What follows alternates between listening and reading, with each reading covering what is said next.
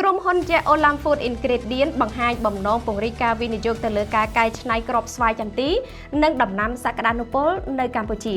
នៅក្នុងជំនួបពិភាក្សាការងារនៅទីស្តីការក្រសួងពាណិជ្ជកម្មនាព្រឹកថ្ងៃទី17ខែមីនាឆ្នាំ2026លោកជំទាវ ចោមនិមលរដ្ឋមន្ត្រីក្រសួងពាណិជ្ជកម្មបានអនុញ្ញាតឲ្យលោក Gara Patel អនុប្រធានជាន់ខ្ពស់និងជានាយកក្រុមហ៊ុន Olam Food Ingredient ប្រចាំប្រទេសវៀតណាមចូលជួបសម្ដែងការគួរសមនិងពិភាក្សាអំពីឱកាសពង្រីកវិសាលភាពវិនិយោគលើវិស័យកសិឧស្សាហកម្មនៅកម្ពុជាក៏បំណងសំខាន់នៃជំនួបនេះរួមមានចំណុចគន្លឹះដូចជាការស្វែងរកឱកាសវិនិយោគបន្ថែមក្រុមហ៊ុន OFI ដែលជាបុតសម្ព័ន្ធរបស់ Olam Group មានទីស្នាក់ការនៅសង្ហបុរីនិងប្រតិបត្តិការជាង60ប្រទេសមានបំណងពង្រីកការវិនិយោគទៅលើការកែច្នៃគ្រាប់ស្វាយចន្ទីផ្ទាល់នៅកម្ពុជាក្រៅពីស្វាយចន្ទីក្រុមហ៊ុនក៏បានបង្ហាញចំណាប់អារម្មណ៍លើការកែច្នៃដំណាំយុទ្ធសាស្ត្រផ្សេងទៀតរួមមានស្វាយទុរេននិងម្នាស់ជាដើមលោក Gara Patel បានស្នើសុំពង្រឹងកិច្ចសហប្រតិបត្តិការជាមួយនឹងក្រសួងពាណិជ្ជកម្មដើម្បីបង្កើនយន្តការអំណោយផលនានានៅក្នុងការជំរុញការកែច្នៃផលិតផលកសិកម្មកម្ពុជា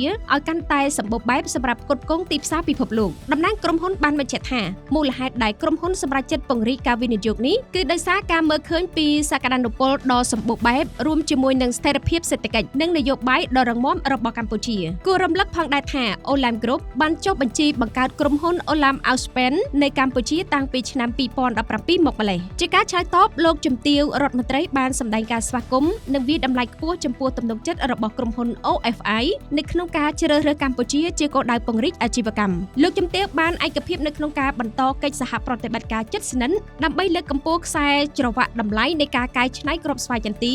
និងផលិតផលកសិកម្មដទៃទៀតនៅក្នុងគោលដៅជំរុញកំណើនសេដ្ឋកិច្ចជាតិនិងបង្កើនតម្លៃបន្ថែមដល់កសិករខ្មែរ